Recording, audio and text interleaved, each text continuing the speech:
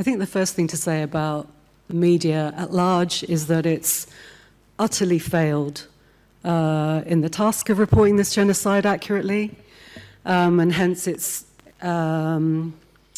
helped to enable it, helped to make it possible, helped to perpetuate it. So to me, it's the most brutal version that I've seen in my life of the manufacturing of consent for this most savage and dystopian hell on earth for Palestinians in Gaza for the past 20 months. But I just want to give a couple of examples. So I have been a broadcast media commentator over the last 20 months.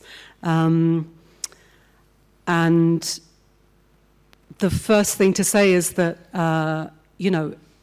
it's clearly easier for me.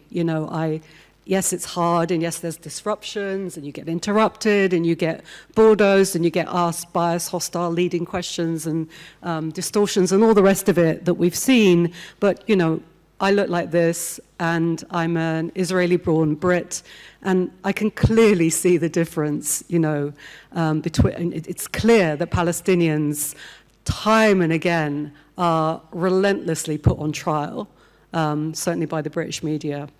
I think we can see examples of it in the US as well. Palestinians who know Gaza well, who come from Gaza, who have potentially lost lives, have families and have lost lives in Gaza, are interviewed and put on trial. They're treated as spokespeople for Hamas unless they vociferously give enough evidence to show that they're not.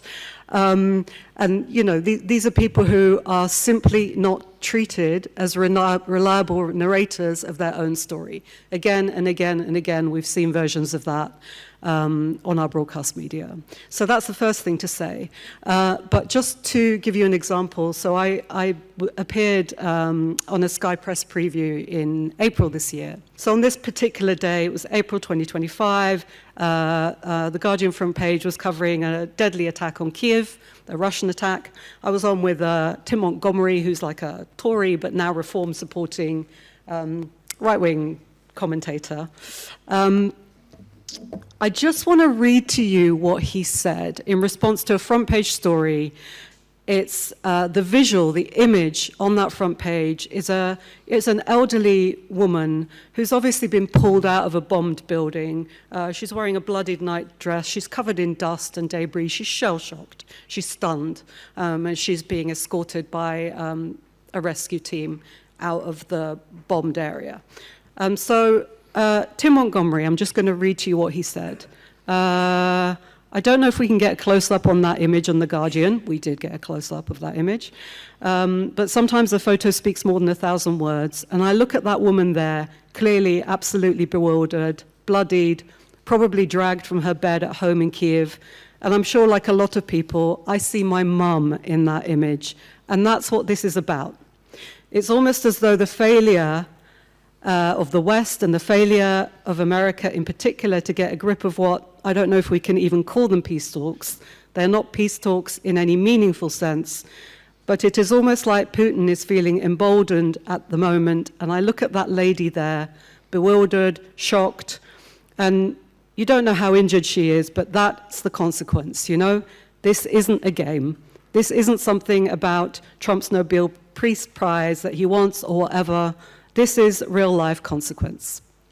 Now, of course, I then said, well, that's exactly how I and many people feel about Gaza. And, it's horrendous that, you rightly humanize a civilian victim of Russia's war, but so rarely is that basic dignity afforded to Palestinians in Gaza.